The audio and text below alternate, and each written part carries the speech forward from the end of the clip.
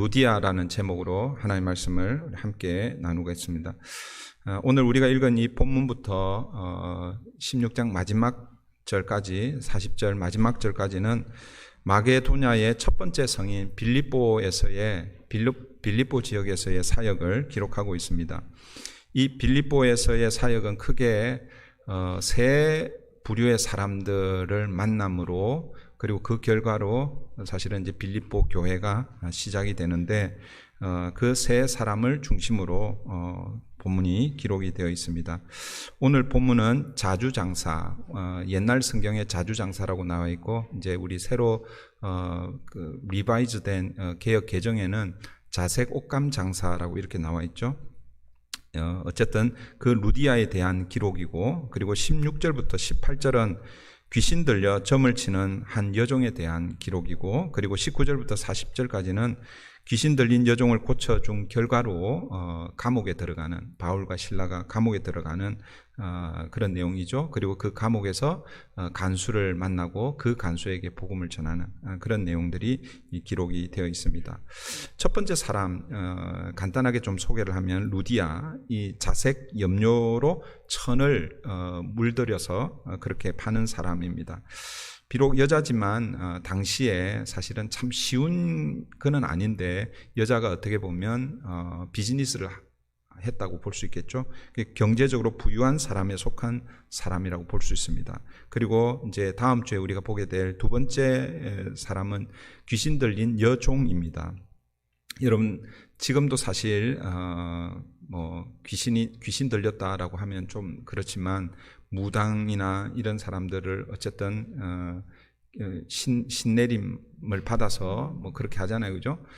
참 사람들이 이중적입니다, 그죠? 무슨 문제가 생기거나 어려운 일이 있으면 그 무당을 찾아가서 앞으로 어떻게 될까 이런 걸 듣고 그 얘기를 잘 귀담아 듣는데, 그런데 실제는 그 사람들 평소에는 뭐예요? 무시하잖아요, 그죠? 참 이 사람들의 이중적인 그런 모습이 있는데, 어쨌든 지금 사람들이 이 귀신 들린 사람들 혹은 무당 이런 사람들을 무시하는데, 이 당시에는 얼마나 더 했겠습니까? 그러니까 사실은 매우 이 오늘 첫 번째 소개되는 이 루디아와 매우 비교되는 그런 여인이라고 할 수 있겠죠. 그리고 세 번째, 옥을 지키는 간수가 이제 우리가 나중에 살펴보게 될 것입니다. 그 당시에 주로 이 간수의 일을 누가 했냐면 대역 군인들이 주로 그 일들을 감당했습니다. 그래서 여러분, 이 세 부류의 사람들을, 물론 더 많은 사람들을 만났겠죠, 빌립보에서. 그런데 특징적으로 이 세 부류의 사람들을 소개하고 있습니다. 여러분, 루디아는 비록 여성이지만 사업에 성공해서 부유한 사람으로 그렇게 우리가 분류할 수 있을 거예요. 그리고 이 귀신 들린 이 여종은 정말 사람들에게 이 천대받는 그런 여인이라고 할 수 있겠죠. 그러니까 하이 클래스와 로우 클래스라고 할 수 있겠고, 이 간수들은 미들 클래스 정도 된다라고, 이렇게 중간 계층 정도로 이렇게 보시면 됩니다. 그러니까 이 세 부류의 사람들이요, 사도 바울을 통해 예수님을 믿고 결국 교회를 이루는데, 그 교회가 빌립보 교회라는 것입니다. 사랑하는 성도 여러분, 세상에서는요 전혀 어울릴 것 같지 않은 사람들이잖아요, 그죠? 아주 부유한 삶을 누리는 사람하고 귀신 들린 사람하고 어울릴 수 있겠습니까? 전혀 어울릴 수 없는 이런 사람들인데, 그런데 그들이 예수를 구주로 영접하여 교회라는 한 공동체로 모이게 되는 것입니다. 여러분, 교회가 바로 이런 곳이다라는 것입니다. 교회는 하이 클래스만 모여 있는 것도 아니고, 그리고 또 로우 클래스만 모여 있는 것도 아니고, 함께 여러분 모여서, 그러니까 예수 그리스도를 주와 그리스도로 고백한 사람들이 예수님을 교회의 머리로, 주인으로 삼고 모인, 그래서 모든 계층, 남자와 여자, 주인과 종이 함께 이루어지는 교회가 바로 건강한 교회고, 여러분, 이 땅의 교회들이 사실은 그런 교회여야 한다라는 것을 여러분 기억하시면 좋을 것 같습니다. 우리 교회는 어떤 교회인가? 우리 교회는 하이 클래스는 없는 것 같아. 죄송합니다. 본인들이 나는 하이 클래스인데 라고 그렇게 생각하시는 분들 혹시 계실지 모르겠지만 어쨌든 여러분 세상적으로 그 사람들이 이렇게 저렇게 이렇게 분류를 하겠지만 그러나 교회는요 다양한 사람들이 모인 곳이다. 사람들이 다양하게 모이니까 뭐가 많을 수 있겠습니까? 문제가 많을 수 있겠죠, 그렇죠? 네, 그래서 어떤 신학자는요 교회를 가리켜서 종합병원이다라고 이렇게 일컫습니다. 네. 각종 질병을 안고 모여 있는 곳이 그 질병이라는 것은 다양하게 표현을 할 수 있겠지만 우리는 다 그런 연약한 존재라는 것을 여러분 기억하시고 그럼에도 불구하고 주님이 우리의 주인이시고 머리이시기 때문에 함께 모일 수 있다라는 것을 기억하시며 우리 브릿지 교회가 그런 교회 되기를 바랍니다. 오늘은 루디아를 중심으로 해서 좀 살펴보려고 하는데요. 11절을 먼저 보겠습니다. 11절 우리가 드로아에서 배로 떠나 사모드라게로 직행하여 이튿날 네아폴리로 가고 11절 12절은 이 마게도냐로 가는 여정을 소개하고 있습니다.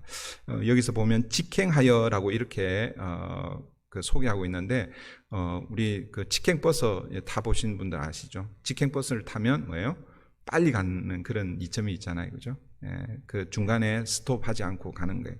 원래 배를 타고 가면 사실은 빨리 갈 수가 없습니다. 그런데 표현이 직행하여라고 이렇게 표현하고 있습니다. 이 말의 원래 이 원어적 의미는 그 당시 뱃사공들이 순풍에 돛을 달고 빨리 갈 때 사용하는 단어가 바로 이 직행하여라는 것입니다. 그러니까 이 드로아에서 네아폴리로 사실은 바로 가지 못하고 중간에 한번 들려야 됩니다. 그 들리는 곳이 어디냐면 사모드라게고 거기서 다시 그 다음날 이튿날 네아폴리로 그렇게 갔다라고 표현하고 있죠. 근데 나중에 우리가 사도행전 한 20장쯤에 가면 그러니까 15장이죠. 15장 후반부부터 시작해서 2차 전도 여행이 시작되는데 20장쯤에 가면 이제 2차 전도 여행을 끝내고 돌아가는 길입니다. 그러니까 돌아가는 길도 역순으로 이렇게 가거든요. 그러니까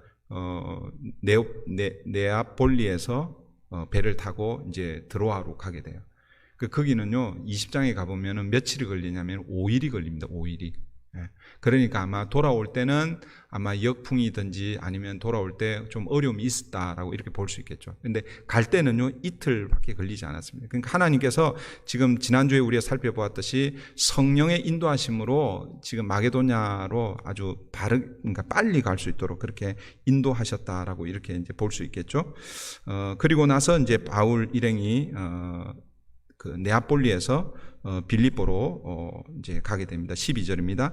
거기서라는 게 네아폴리죠. 네아폴리. 이 네아폴리가 사실은 영어 표현으로 하면요. 네오폴리스로 이렇게 볼 수 있습니다. 그러니까 그 당시에 뉴라는 뜻이잖아요. 폴리스는 그 시티, 도시를 얘기합니다. 그래서 뉴타운 정도로 이렇게 이해하시면 됩니다. 그러니까 그 시대에서 새로 이제 조성된 도시로 이렇게 보시면 될 것 같은데요. 어쨌든 거기에서 이제 빌립보로 향하고 있습니다. 그 빌립보를 이렇게 설명하고 있죠. 빌립보에 이르니 이는 마게도냐 지방의 첫 성이요 또 로마의 식민지라 이 성에서 수일을 유하다가 네아폴리에서 빌립보까지 이제 조금 내륙으로 이렇게 들어가는데 약 한 16km 정도 떨어진 곳이고 이 마게도냐의 사실은 중심 도시 중에 하나입니다. 상업으로 아주 상업이 발달한 중심 도시이고 그런데 여기에서 마게도냐 첫 성이라고 이렇게 표현을 하는데 학자들 간에 이 논쟁이 있습니다. 이 드로아에서 배를 타고 이제 이 사모드라게는 섬이거든요. 섬이에요. 여러분 지도를 보시면 나와 있는지는 모르겠지만 섬에서 잠깐 하루를 정박하고 그 다음날 이제 그 네아폴리 항구로 들어가게 되는데, 그러니까 마게도냐로 생각했을 때 지리적으로 봤을 때 제일 먼저 도착한 곳은 어디예요? 네아폴리잖아요, 그죠? 그러니까 네아폴리를 첫 성이라고 이렇게 불러야 되는데 왜 이 빌립보를 첫 성이라고 부르는가? 그러니까 학자들 간에 조금 그 논쟁이 있습니다. 그리고 또 그 당시 실제로 그 마게도냐의 수도가 어디였냐면 데살로니가입니다. 데살로니가. 그러니까 행정 수도로 볼 때 첫 성이라고 하면 데살로니가가 오히려 더 맞을 텐데 왜 빌립보를 첫성이라고 그렇게 불렀을까? 이거는 이제 성경을 기록한 누가의 의도적인 그런 표현이라고 이렇게 보시면 됩니다.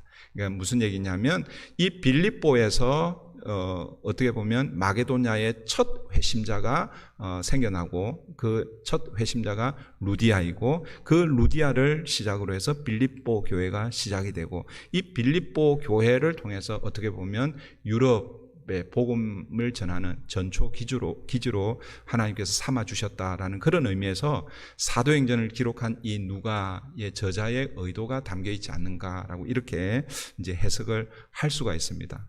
그렇게 이제 좀 이해를 하시고 그 다음에 또 이 빌립보를 로마의 식민지라고 이렇게 표현을 하고 있죠. 그러니까 식민지가 가지고 있는 이미지가 부정적이잖아요, 그죠? 근데 사실은 이 빌립보 이 지역이 로마의 식민지라는 이 표현이 부정적인 의미라기보다는 이 당시 이 빌립보가 사실은 어떻게 보면 유서 깊은 도시입니다. 그 알렉산더 대왕까지 이렇게 거슬러 올라가서 알렉산더 대왕의 아버지가 빌립 2세입니다. 필립 2세 혹은 빌립 2세인데 이 빌립 2세가 이 지역을 이제 그 점령하고 나서 자기 이름을 따서 세운 도시가 이 빌립보이고 그리고 또 이제 그 로마 황제 중에 초대 황제라고 할 수 있는 아구스트, 그죠? 이 아구스트라는 이름 전에 원래 이름은 옥타비아누스, 죄송합니다. 옥타비아누스가 있는데 이 옥타비아누스가 누구냐면 여러분들이 잘 아는 로마의 그 시저, 가이사, 우리 성경에는 가이사, 시저의 아들이죠, 아들인데 원래는 아들이 없어가지고 조카를 양아들로 삼았죠. 근데 시저가 죽잖아요, 그죠? 이 원로원들에 의해서 죽고 그 다음에 아들이 대신해서 이 시저의 그 바통을 이제 이어받는데 그런데 그 이제 혼란한 그 틈에서 옥타비아누스가 모든 그 이 정적을 다 제거하거든요. 근데 이때 마지막에 이 시저를 죽인 그러니까 우리는 누구죠? 그 시저가 그 마지막 남긴 말이잖아요. 유명한 말. 브루투스 너무하자 뭐 이런 얘기하잖아요. 그러니까 사실은 브루투스 굉장히 가까웠던 사람인데 이 브루투스도 어쩔 수 없이 원로원들과 함께 한 팀이 되어서 어쩔 수 없이 시저를 죽이잖아요, 그죠? 근데 이 옥타비아누스가 이 브루투스와 전쟁을 했던 곳이 바로 이 빌립보고 이 빌립보에서 큰 승리를 거둠으로 이 빌립보를 사실은 좀 많이 이렇게 격상시켜 주죠. 그래서 태역 군인들, 로마의 태역 군인들이 이 지역에서 많이 살았고, 그리고 이 로마 식민지라고 이렇게 표현되어 있지만 사실은 이 옥타비아누스가요, 실제 로마 도시가 있는데 그 로마 도시를 옮겨 놓은 것처럼 그 리를 롬처럼 그렇게 만들어 놓은 도시가 바로 이 빌립보였고, 그리고 이 지역에 사는 로마 시민들이 많은 혜택을 예를 들면 세금이나 이런 혜택을 많이 받았다라고 이렇게 이야기합니다. 그런 차원에서 이 빌립보가 어떻게 보면 마게도냐의 지리적으로 첫성은 아니지만, 그러니까 영적으로, 그러니까 복음에 먼저 그 해심자가 생겨나고, 교회가 생겨나고, 그리고 앞으로 이 유럽 전역에 복음의 전초기저의 역할을 감당하는 그런 의미로서 마게도냐의 첫성으로 빌립보라고 이렇게 아마 기록하지 않았을까, 이렇게 이제 우리가 생각할 수 있습니다. 그런데 여기에서 지금 수일을 머물렀다, 유하고 있다라고 이렇게 얘기하죠. 수일을 머물렀다라는 이 의미는 여러분 지난주 본문에서 서쪽으로 가려고 했는데 막았죠, 성령이. 그리고 북쪽으로 가려고 하는데 비두니아로 가려고 하는데도 막았잖아요, 그죠? 그리고 지금 어디로 간 거예요? 마게도냐로 갔습니다. 그러면 누구의 인도로 간 거예요? 성령님의 인도로 간 거예요. 여러분들이 어떤 기대를 가지고 있습니까? 성령님의 인도로 갔으니까 가는 첫날부터 그냥 복음의 역사가 일어나야 될 거 아니에요, 그죠? 복음을 전하면 사람들이 그냥 막 뒤집어지고 깨어지고 뭐 이런 역사가 일어나야 되는데, 이 표현에 보면요, 빌립보에 도착했는데 수일 동안 그냥 그게 유하기만 하는 거예요. 아무 일도 일어나지 않는 거예요. 이걸 이제 뭐 좀 다양하게 해석할 수는 있겠지만, 뭐 먼저는 이렇게 해석할 수 있겠죠. 복음을 전할 기회를 지금 찾지 못하고 있다라고 이렇게 해석을 할 수 있겠고, 아니면 이제 먼 2차 전도 여행에 이제 그 베이스를 이제 준비하기 위해서 며칠 동안 뭐 그 지역에 뭐라고 그랬다네, 스터디 뭐 이런 걸 하면서 좀 시간을 보내지 않았을까, 뭐 이렇게 생각해 볼 수도 있을 것입니다. 그런데 어쨌든 그렇게 시간이 지나면서 안식일이 되었어요. 안식일이. 예. 안식일에 여러분, 이 사도 바울의 이 전도 전략, 안식일이 되면 제일 먼저 이 사도 바울의 전도 전략은 무엇입니까? 안식일에 어디로 제일 먼저 가야 합니까? 회당을 가야 되잖아요. 그죠? 우리가 사도행전 쭉 살펴본 전체를 이렇게 보면 회당을 가야 합니다. 그런데 오늘 본문에는 어디로 가고 있는가? 13절 보십시오. 13절 우리 다 같이 한번 읽어보겠습니다. 시작. 안식일에 우리가 기도할 곳이 있을까 하여 문 밖 강가에 나가 거기 앉아서 모든 여자들에게 말하는데, 안식일에 회당에 가야 되는데, 그런데 바울 일행은요 어디로 가고 있습니까? 기도할 곳을 찾아 나서고 있습니다. 예. 그러니까 쉽게 얘기하면 기도처가 어디 있는가 이렇게 보는 거죠. 이 말은 뭐냐면, 이 당시에 빌립보에 회당이 있었다 없었다? 없었다라고 우리가 짐작할 수 있는 것이죠. 여러 번 말씀드렸지만 이 유대인의 법에 의하면 회당을 세울 수 있는 그 기준이 있습니다. 그냥 아무렇게나 회당을 세우는 것이 아니라 반드시 유대인 성인 남자 10명 이상이 모이고, 그리고 그 사람들이 동의하에 회당을 세울 수가 있습니다. 남자가 9명 있으면 세울 수가 없어요. 남자가 9명이고 예를 들어서 유대인 여자가 100명이에요. 그럼 세울 수가 없는 거예요. 예, 아마 유대인 여자가 100명이면 남자가 9명만 있겠습니까? 그죠? 그 말은 뭐냐면, 이 빌립보 이 지역에는 아직 유대인들이 그렇게 많지 않았다라고 이렇게 우리가 이제 이해할 수 있을 겁니다. 이런 회당이 없는 지역에는 그래도 유대인들이 있을 수 있잖아요. 그죠? 그리고 또 오늘 본문에 등장하는 이 루디아 같이 하나님을 섬기는, 오늘 본문은 하나님을 섬기는이라고 이렇게 표현되어 있지만 우리 앞에서는 하나님을 경외하는, 백부장 고넬료를 가리켜서 하나님을 경외하는 이렇게 표현하고 있거든요. 그러니까 하나님을 경외하는 혹은 하나님을 섬기는 이런 표현은 유대인들을 향해서 표현하는 것이 아니라 이방인들을 향해서 표현하는 표현입니다. 그러니까 성인 남자 10명이 없어서 회당이 없을 경우에는 유대인이나 혹은 하나님을 섬기는 혹은 하나님을 경외하는 사람들이 함께 모여서 또 함께 말씀을, 율법을 듣고 또 기도하는, 하나님께 예배하는 그런 그 모임이 있습니다. 그걸 이제 기도처라고 하는데, 그런 곳을 이제 만들어서 그렇게 이제 모이는 거예요. 주로 강가나 해변가에서 모였습니다. 그래서 오늘 본문에 보면 사도 바울 일행도 기도하려고 어디로 가고 있습니까? 강가로 가고 있죠. 거기서 지금 일단의 여인들을 만나고 있습니다. 그리고 그곳에서 여자들에게 말씀을 전하고 있습니다. 여러분, 우리는 그냥 성경을 읽어가면서 지금 강가에 여인들이 모여 있어요. 근데 거기 가가지고 이 말씀을 전하는 거 자연스러운 것처럼 보이지만, 그러나 당시 유대인들의 문화 풍습에 의하면요 굉장히 이례적인 겁니다. 불편한 거예요. 다른 사람들이 보면 아주 불편한 그런 모습이에요. 무슨 얘기냐면, 유대인 성인 남자가 여자들에게 말을 거는 것은 그것도 모르는 여인들 밖에서 이렇게 말을 거는 것은 사실은 생각을 할 수 없는 거죠. 요한복음에 보면, 여러분, 요한복음 이제 오늘 우리 그 찬양 중에 우물가의 여인에 관한 내용이 있잖아요. 그죠? 그 요한복음 4장 사마리아 수가성 여인인데, 그 예수님이 여인과 대화하잖아요. 근데 그 여인과 대화하기 전에 사실은 제자들과 함께 왔는데, 제자들은 뭐 해로 갑니까? 점심 구하러 가잖아요. 그죠? 제자들은 예수님이 여인과 대화하기 전에 떠나갑니다. 그런데 이제 점심을 구해가지고 와서 보니까 예수님이 어떤 여인하고 대화하는 그 장면을 보거든요. 그 장면을 보면서 제자들이 어떻게 생각하느냐. 요한복음 4장 27절인데요. 제가 읽어드릴게요. 이때에 제자들이 돌아와서 예수께서 여자와 말씀하시는 것을 이상히 여겼으나. 그러니까 예수님께서, 예수님은 지금 뭐예요? 자신들의 랍비잖아요. 율법 교사입니다. 그 당시로 보면 우리는 예수님을 율법 교사라고 이렇게 부를 수는 없지만 예수님은 랍비이기 때문에 그러니까 이 랍비들은 이 모르는 여자들하고 이렇게 밖에서 이렇게 얘기할 수 없단 말이에요. 그래서 제자들이 이상하게 여겼다라고 이렇게 말하고 있죠. 여러분, 예수님 당시에 이 랍비들은요, 아까도 지금 제가 말씀드린 길 가다가 여인들 만나잖아요, 그죠? 이게 말을 안 합니다. 옛날 우리 조선시대 선비들처럼 그랬는 것 같아요. 부인도 몇 걸음 뒤에서 나란히 걸을 수 없어요.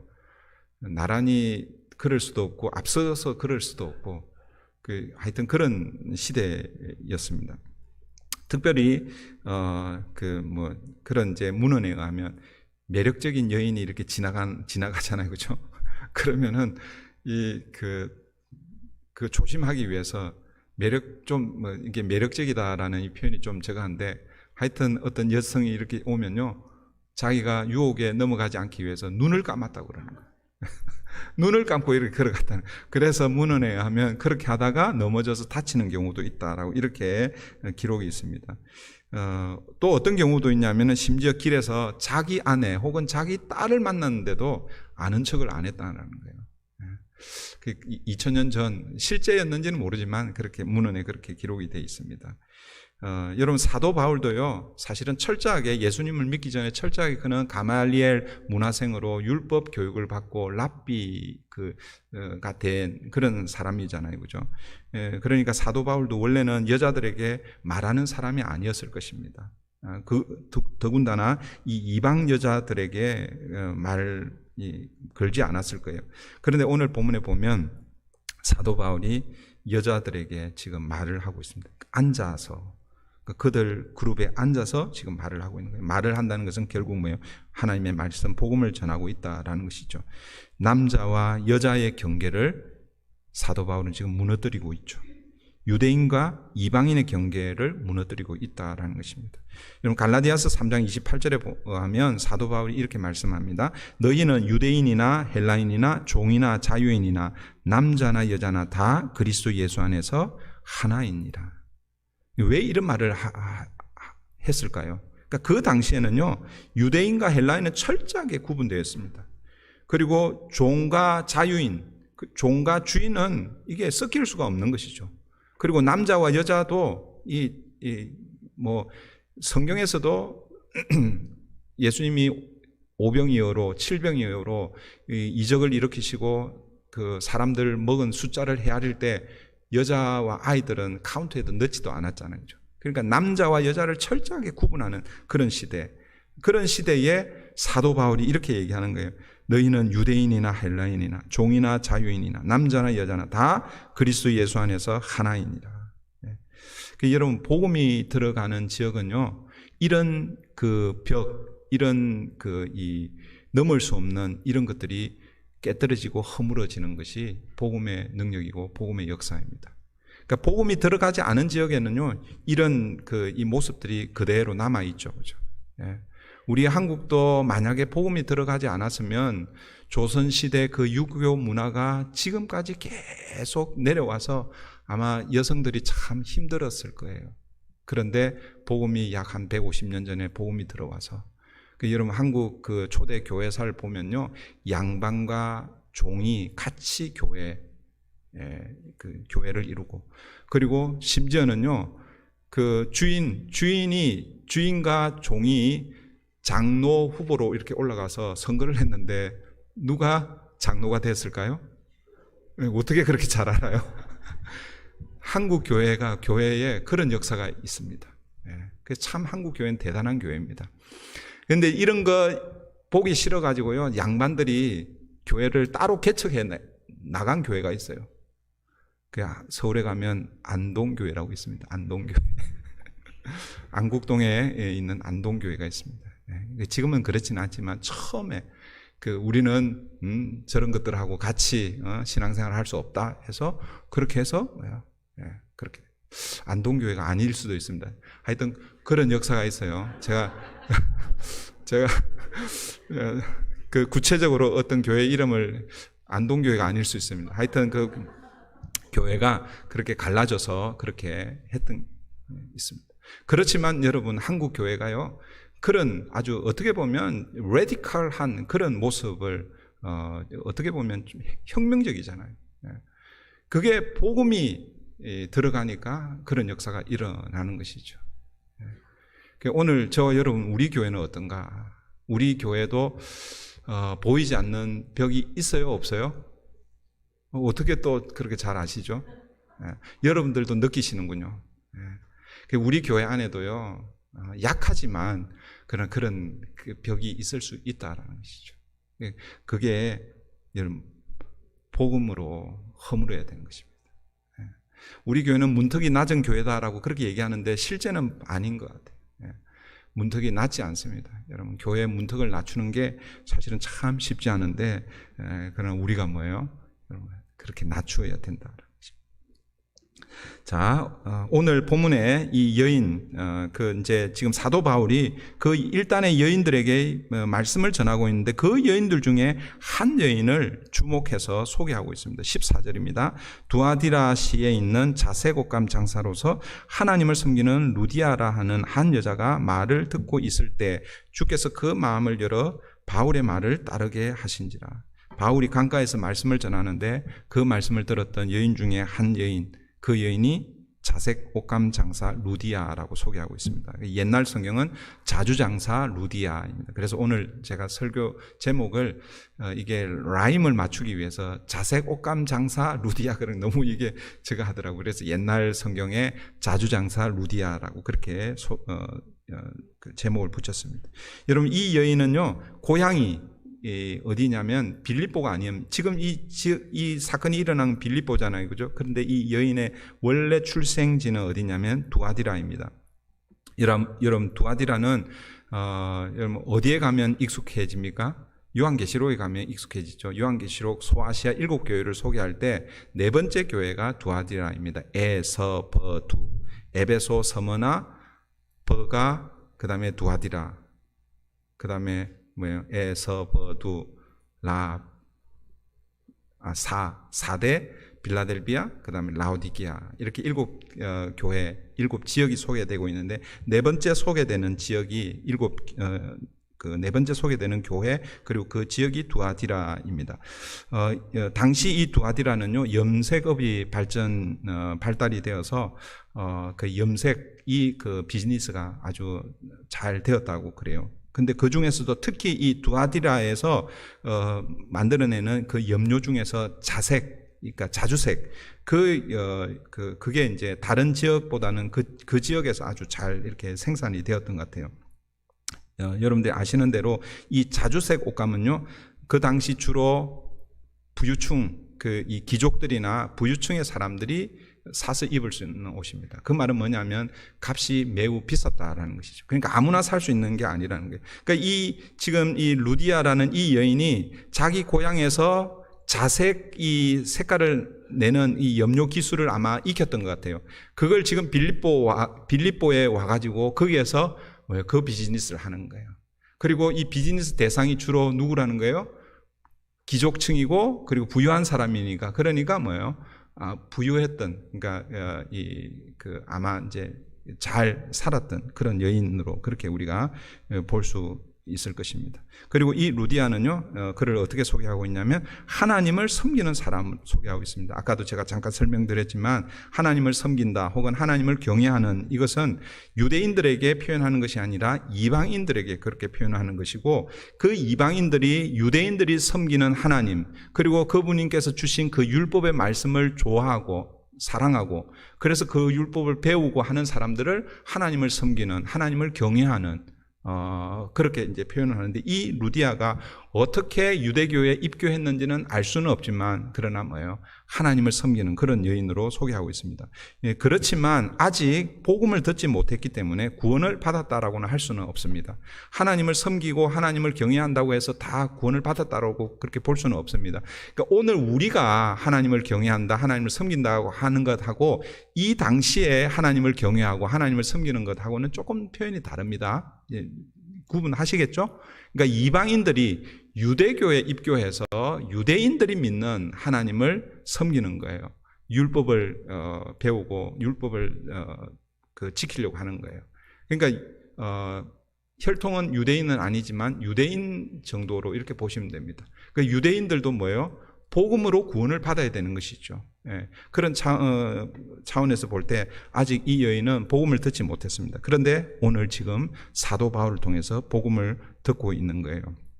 이 여인이 말을 할 때에, 그러니까 사도 바울이 말을 할 때에, 그러니까 복음을 전할 때에 표현에 의하면 주께서 그 마음을 열어 바울의 말을 따르게 하였다라고 이렇게 소개하고 있죠. 여러분 잘 보세요. 말은 누가 하고 있습니까? 바울이 하고 있습니다. 그런데 그 마음을 여신 분은 누구입니까? 주께서, 하나님께서 여셨다라고 말씀합니다. 그러므로 여러분 이 복음의 역사는요, 지난주에 우리가 살펴보았지만 이 복음을 전하는 이 길을 인도하시는 분도 사람이 계획하지만 서쪽으로 가려고 사도 바울이 계획했고 또 북쪽으로 가려고 계획했지만 뭐예요? 그 길을 여시는 분이 누구라고요? 하나님이시라는 거죠. 그러니까 복음을 듣지 않고 하는 것도 다 하나님의 주권하에 있다라는 것입니다. 그러므로 구원의 주권은요, 다 언제나 하나님께 있습니다. 그러면 이제 우리가 이렇게 얘기할 수 있겠죠. 그러면 우리는 아무것도 안 해도 되는구나. 하나님이 다 알아서 하실 것. 그렇지 않습니다. 우리가 해야 할 일이 있습니다. 우리가 해야 할 일이 무엇일까요? 사도 바울이 입을 열어서 뭐예요? 말을 전했다고 얘기하잖아요. 그러니까 사도 바울이 입을 열어서 말을 전한 것처럼 우리가 해야 할 일은 우리도 뭐예요? 입을 열어 말을 전해야 됩니다. 우리가 입을 열어 말할 때에 하나님께서 그 말을 듣는 그들 중에 하나님께서 작정하신 분, 그 사람들이 마음을 열어서 복음을 듣도록 하시는 것입니다.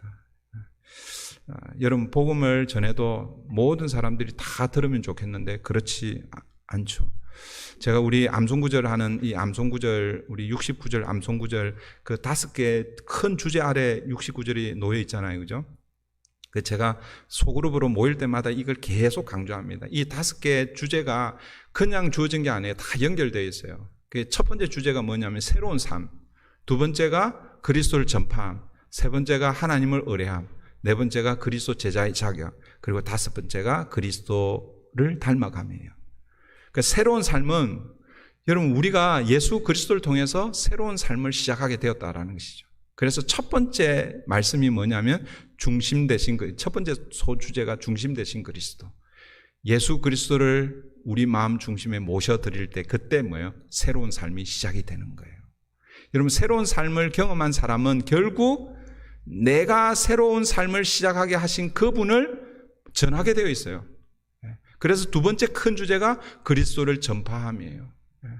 그 그리스도를 전파하는데 왜 그리스도를 전파해야 되는가? 우리가 다 죄인이기 때문에. 그래서 두 번째 그리스도를 전파함의 소주제는 모든 사람이 죄를 범함. 로마서 3장 23절. 그게 이제 그리스도를 전파하는데 여러분 그리스도를 전파하는 걸 다르게 표현하면 전도라고 할 수 있잖아요. 그죠? 전도하면 여러분들이 입을 열어서 전도하면 모든 사람들이 다 예수를 믿습니까? 그러면 얼마나 좋겠어요. 그런데 그렇지가 않은 거예요. 그러니까 전도하면요 힘들어요. 어려워요. 전도하면요 좌절하고 실망하고 그래요. 그래서 어떻게 해야 되는 거예요? 하나님을 의뢰해야 하는 거죠. 그러니까 전도를 해보지 않으면 사실은 하나님을 의뢰하기가 쉽지가 않습니다. 근데 이제 제 나름대로 그렇게 연결을 하는 거예요. 그럴 때 하나님을 의뢰하는 거예요.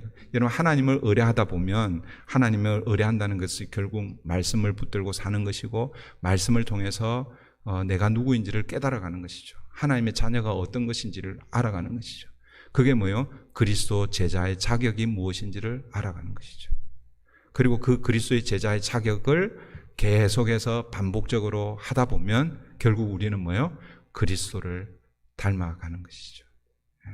그러니까 여러분 이 5개 큰 주제는요 다 연결이 되어 있고 결국 이 그리스도를 닮아감, 이것은 뭐예요? 우리의 믿음의 여정의 고울입니다. 고울. 여러분 신앙생활의 그 최종 고울이 천국 가는 거라고 그렇게 생각하죠? 여러분 신앙생활 이 자체는요 천국 가는 게 아니에요. 천국 가는 거는 언제 결정이 났습니까? 새로운 삶이 시작될 때 그때 이미 천국은 결정이 나 있잖아요. 예수 그리스도를 내 마음 중심에 모셔드리면 하나님의 자녀가 되고 우리에게 영생의 선물을 우리에게 주셨어요.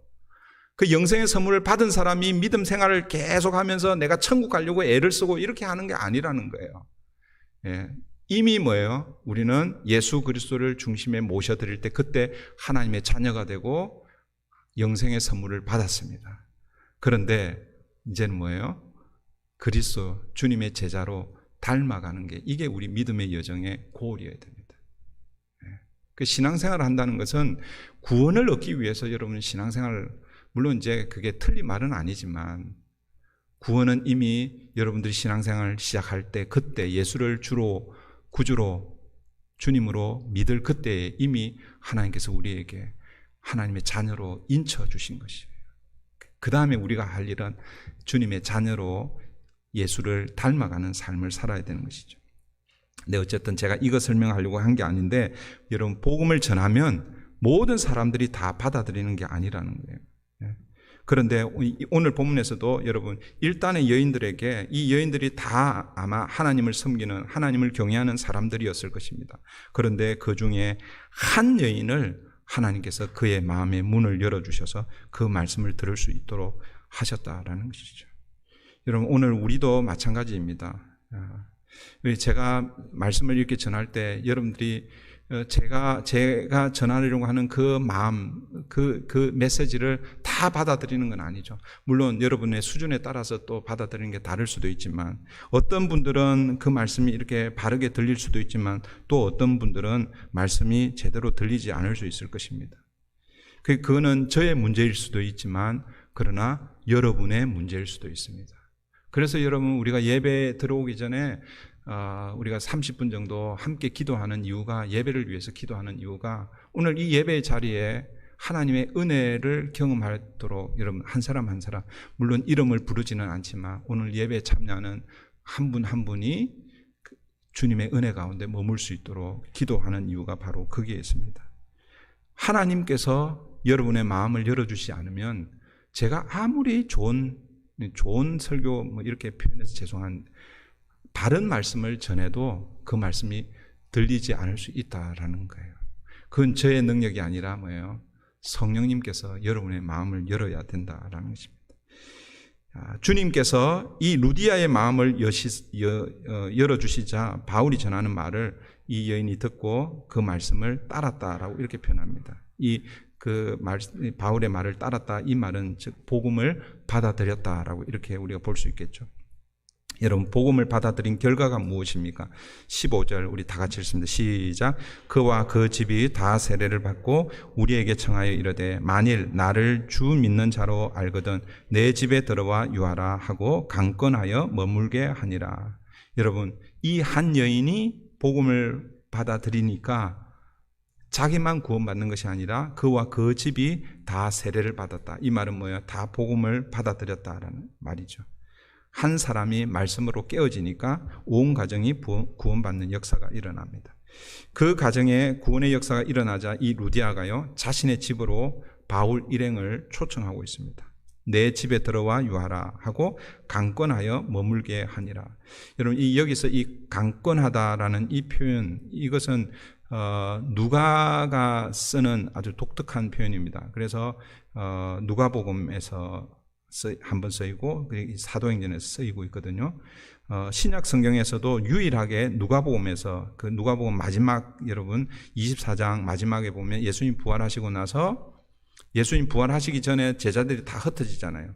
다 흩어지는데 그 중에 독특하게 엠마오로 가는 두 제자가 여러분 소개가 되고 있죠. 그 엠마오로 가는 두 제자 그 제자들에게 예수님이 부활하신 예수님이 같이 동행하시잖아요. 동행하시면서 예수님과 대화하고 이러는데 그때 이 사람들이 그 주님과 아직 깨닫지는 못했는데 그런데 그분과 이렇게 대화하다 보니까 이분 좀 다르네. 그래서 뭐요? 자기들에게 우리와 함께 머물자라고 이렇게 초청하는 게 있습니다. 그게 누가복음 24장 29절인데요. 제가 읽어드릴게요. 그들이 강권하여 이르되 우리와 함께 유하사이다. 때가 저물어 가고 날이 이미 기울었나이다 하니 이에 그들과 함께 유하러 들어가시니라. 그리고 거기에서 이제 깨닫게 되는 거예요. 이분이 주님이시구나. 예수님, 부활하신 예수님이시구나. 깨닫고 나니까 예수님이 사라져 버렸어요. 그래서 엠마오로 가는 이 두 제자가 다시 어디로 갑니까? 예루살렘으로 다시 올라오죠. 강권하여 주님을 모셔드렸다라는 것은 결국 오늘 본문에서 이 루디아가 사도 바울 일행을 강권하여 모셔드렸다라는 것은 단순히 사도 바울 그 전도팀을 모셔드린 것이 아니라 마치 복음을 모셔드린 것이죠. 복음을 모셔드렸다는 것은 결국 예수님을 모셔드렸다라고 이렇게 우리가 봐도 될 것입니다. 여러분, 이 한 여인이요, 자기만 구원받는 게 아니라 온 가족이 구원받고 또 온 가족뿐만 아니라 사실은 아마 이 여인의 집을 중심으로 해서 빌립보 교회가 시작이 되었고, 그리고 더 나아가서 유럽 선교의 어쩌면 전초 기지가 이 교회를 통해서 이루어지고 있다라는 것입니다. 사랑하는 성도 여러분, 누가 이 이방인 여인 이 루디아를 통해서 빌립보 교회가 개척되고 이 빌립보 교회를 교두보로 삼아 유럽에 복음이 전해질 것을 상상이나 했겠습니까? 사도 바울은요, 빌립보서 1장 3절 5절에서 이렇게 말씀합니다. 내가 너희를 생각할 때마다 나의 하나님께 감사하며 간구할 때마다 너희 무리를 위하여 기쁨으로 항상 간구함은 첫날부터 이제까지 복음에서 너희가 교제함을 인함이라. 여러분, 첫날이라고 이렇게 강조하고 있습니다. 그래서 저는 이 첫날이 언제일까? 바로 이 안식일 날 그 강가에서 그 말씀을 전할 때 그 루디아가 그 말씀을 들은 그 날을 첫날로 그렇게 이해하지 않았을까? 그 첫날부터 지금까지 복음 말씀으로 교제하고 있다라고 그렇게 말씀하고 있습니다.